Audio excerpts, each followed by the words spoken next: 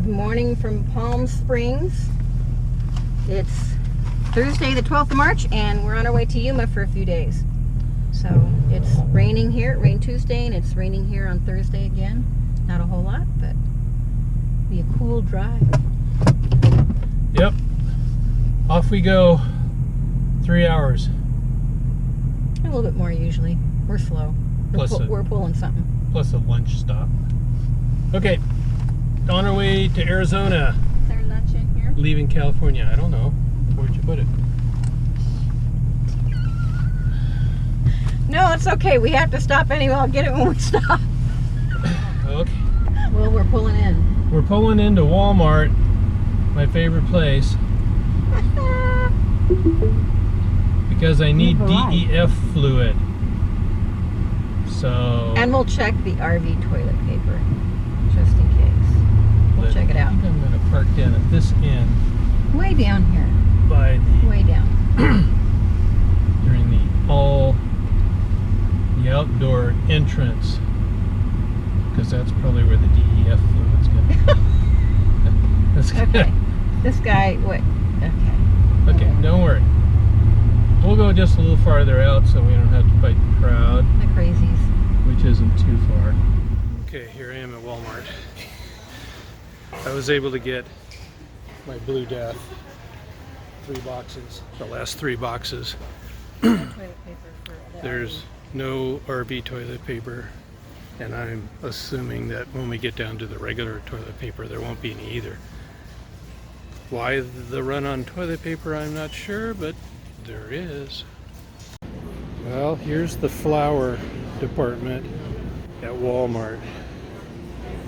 This is the pasta section. This is the canned soup section.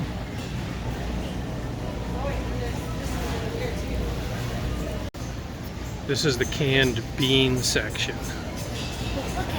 But look it, there's some chili. Since we have the coronavirus going around and everybody is becoming somewhat self-isolated, there are things you can do to occupy your time, such as baking homemade bread. So I thought I would go through the process of baking homemade bread. I do this an average of a couple times a week most of the time, and it's so simple that it takes almost no time whatsoever. Here's what we do. Here's the ingredients, really simple. I use bread flour, any brand, but you can use just straight old all-purpose flour. I like to have a little nutty flavor from wheat flour, so I have some wheat flour. Use a little bit of salt. You can use fast-acting yeast, but I just use regular active yeast and it works just fine. So probably any yeast you have will work fine. Some water, and then Diet Pepsi to keep your throat from turning dry. It's not an ingredient. So let's get started. We'll start with some bread flour. You need a total of 3.5 cups of flour. So this is 1 cup, and a lot of people say, well, you got to put it in with a spoon so it doesn't get compacted and stuff. I don't think it really matters that much because it's pretty forgiving. So that's 1 cup of bread flour, 2 cups of bread flour, and then 1/2 cup. So 2.5 cups of bread flour. And if you're using just all-purpose, you do all 3.5 cups of bread flour. But I like to do a little bit of wheat flour in mine. So I'm going to go with 1 cup of wheat flour, shaking it off level, and I'll dump that in there. That's all the flour, and then I mix it up with a wire whip like this. Pretty simple.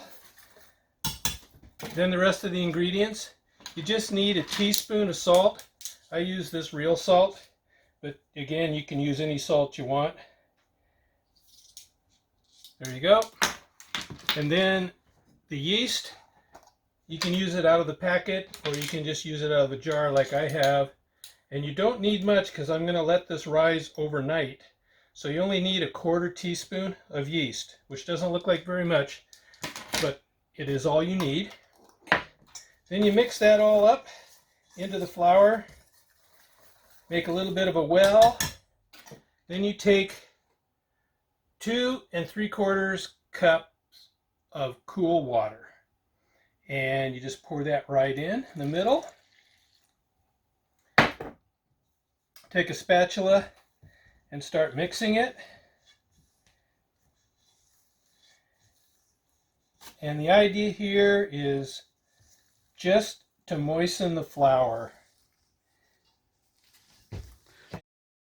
Get towards the end, I'll tell you how to determine whether you need a little more flour or a little more water. So you keep mixing, pulling it from the bottom up to the top, and you get what they call the shaggy dough phase, which is about what this looks like. It's not wet and it's not really dry. It's just kind of in between. So if this was too dry, you could add just like a tablespoon of water and wet it up a little bit. And if it was too wet, you could add a little more flour to get it to approximately this place. And that is it for the nighttime work that you need to do. So once I get that, some people put plastic wrap over the top to seal it up for the night. I like to use this glass top, which again allows, if it gases off a little bit from the yeast, it allows it to escape, but it keeps the moisture in. And then I just take this and put it somewhere that's kind of out of the way, and we're going to let that rise all night. And that's it for the initial phase. That I said 2 3/4 of cool water. It's not 2 3/4, it's 1 3/4. The actual formula is about half as much water as you do flour. So if you have 3 1/2 cups of flour, then you need 1 3/4 cups of water. If you had 4 cups of flour, you'd need 2 cups of water. So that is approximately the formula. Phase 2 of making bread. It's the next morning after mixing up the dough last night, and it has proofed overnight. We used cool water and not a really hot place for it to proof, so that it's been proofing for almost 11 hours now. And so I'll show you what it looks like. Here's our dough. We'll take the lid off, and if you see all these little bubbles,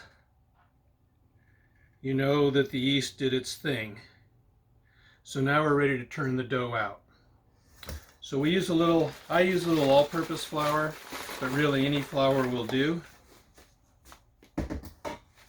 And liberally flour your work surface.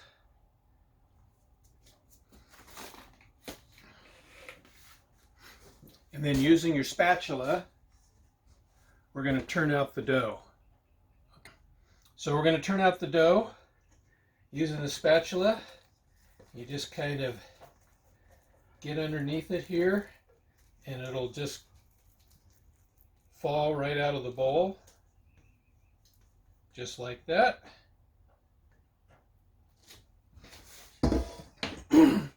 Now if you do have a dough scraper, it's a handy tool. You don't absolutely need one, but they're fairly cheap, so if you can get one, that makes it a little bit easier to work. So take the dough and we just kind of flip it up on itself, working it in the flour. And it doesn't take long, and then you don't really need the dough scraper anymore, because it'll get to where you can handle it without it sticking to your fingers. So we're about there. Still have a little bit of flour on here. So push it down, fold it over, fold it over, fold it over, push it, fold it over. Now there are some no-knead recipes out there, but I find that the dough makes a little bit nicer crust if I knead it just a few minutes. You don't need to do a whole lot, but you get it so that it's not as sticky as it was when it came out of the bowl.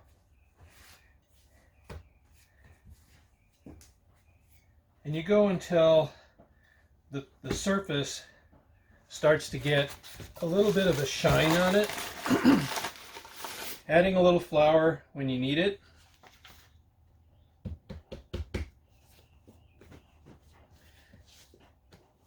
And it starts to get elastic. Okay, so we're getting close to, that's all we really need. So I kind of tuck it underneath so that it's like a ball, and the top is ready to go. So the next thing to do is grab a piece of parchment paper. If you don't have parchment paper, you need to get some, because it's kind of a critical piece. Put it over the top of your bowl that you're going to let the dough rest in, and then grab your dough ball and just drop it right on top so that it kind of looks like that sitting in the bowl with the parchment paper sticking up on the side. We're going to use the parchment paper to lift the dough out of here into the cooking vessel in the next phase. The dough ball that's in the container where I'm going to let it rest for about a half an hour. Put a cover over it and set it off to the side for about a half an hour. That's all we need. And then we'll go on to the baking phase in a half an hour. So I like to make an artisan bread loaf. So to do that, you need a cooking vessel. Now if you're in a house and you have the room and a big oven, you can use a cast iron Dutch oven, which is probably the best. But when you're traveling like us in an RV, that's just too heavy and bulky. So I use this Corningware. It's 2.5 liters, which is just the right size for the 3.5 cup flour dough that I made. The important part is you got to have a lid, because when you're cooking this in the first phase, the lid keeps the moisture inside, and that's what develops that nice chewy crust. So I just turned the oven on to 450 degrees, and you want to put the empty vessel in the oven, because when it gets up to 450 degrees, we want to put the dough in the cooking vessel that's the same temperature as the oven. So this will take a few minutes, and we'll let this warm up, and then once it's warmed up, I'll show you how to put the dough in the vessel and back into the oven to cook. We're up to temperature, 450 degrees, so it's time to put the dough in the cooking vessel. So I'm going to get it out of the oven.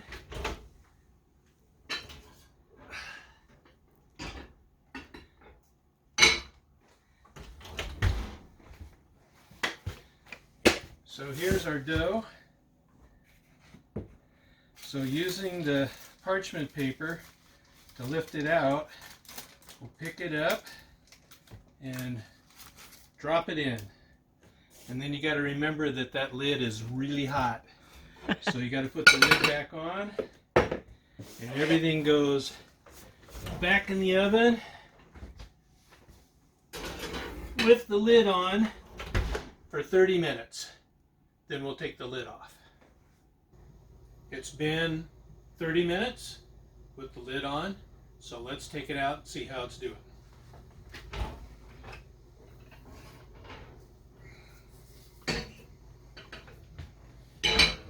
It's looking pretty good. So now we're going to put it back in the oven for another 15 minutes to get it nice and golden brown. And it smells yummy. Starting to smell good in here. Don't pick up the lid with your hand unless you got a glove. It's going to be hot for a while. It's been 15 minutes, so we're going to take it out and see how it looks. Oh, Perfect. looking pretty good. Woo-hoo. Let's turn it out on the cooling rack. Turn off the oven. Let's get the parchment paper off of it and flip it over. Yeah! Ooh, isn't that pretty? All right, another perfect loaf. Now you have to let it cool for an hour, which is the hardest part, because nothing tastes better than a slice of hot bread with butter on it. But if you cut it before it's cool, they say the rest of the loaf will dry out faster. Yeah. So I usually let it cool for about an hour before I cut into it. So there you go. That's all there is to it. If you're stuck at home because of the virus and you need something to do, make a loaf of bread. Oh, that's pretty. Okay. Okay, time to cut the bread. It helps if you have a serrated knife like this. And here we go. Oh, yum. Ooh, look at that. Woo. Ah, Nice. lovely crumb. We got enough flour for about 5 loaves. So we've got to find flour when we get to Tucson. Yeah, Walmart was out of flour. Time for lunch. Time for lunch. Fresh bread. Okay. Good.